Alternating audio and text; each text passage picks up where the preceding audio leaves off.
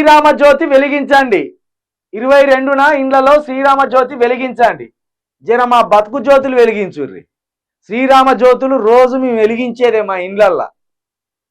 ఎవరైతే శ్రీరాముని దేవునిగా మొక్కుతారో వాళ్ళంతా నువ్వు చెప్పినా చెప్పకపోయినా ఇంట్లో పూజలు చేస్తారు, ఇంతంత ప్రసాదం పెడతారు, కళ్ళకు అద్దుకొని తినబుద్ధి అయితే వాళ్ళు కూడా తింటారు. గివ్వా నువ్వు ప్రధానమంత్రి హోదాలో ఉండి శ్రీరామ జ్యోతి వెలిగించండి, కరోనా కోసం సాపట్లు కొట్టండి, గిన్నెలు కొట్టండి, గిన్నెలు కొడితే చచ్చిపోతుంది, ఈ మొత్తం ఈ విశ్వానికి గిన్నెల సౌండ్ కాట కరోనా చచ్చిపోతుందట.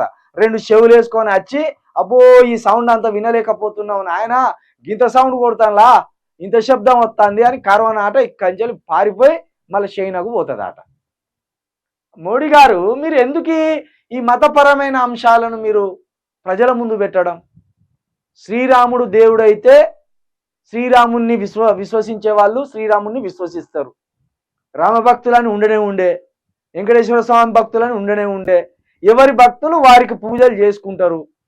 మీరు ప్రధానమంత్రి స్థాయిలో ఉండి అయోధ్య రోడ్ షోలో అభివాదం చేస్తున్న ప్రధాని మోదీ 22న ఇండ్లలో శ్రీరామ జ్యోతి వెలిగించండి, ఆ రోజున అయోధ్యకు రాకండి.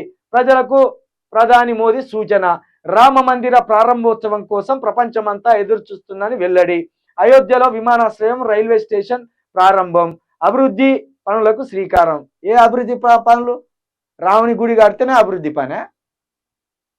రాముని గుడి కడితే అభివృద్ధి పనా? లేకపోతే ఒక 4 బల్లో 4 ఆసుపత్రిలో కడితేనే అభివృద్ధి? లేకపోతే 4 కంపెనీలు పెడితే అభివృద్ధి?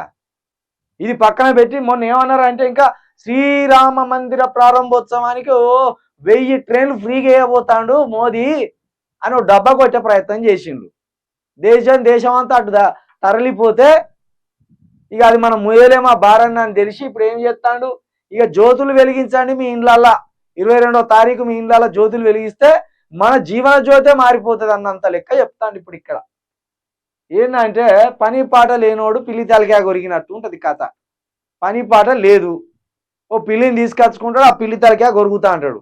పిల్లికి ఏమైనా ఇంటికలు ఉంటాయా? కొరిగడానికి ఏం ఉండవు, ఎంతసేపు పెట్టి కొరిగినా ఏం రావు పిల్లికి. అలా ఆ పని వేసుకున్నాడు అన్నట్టు ఇప్పుడు ముందట.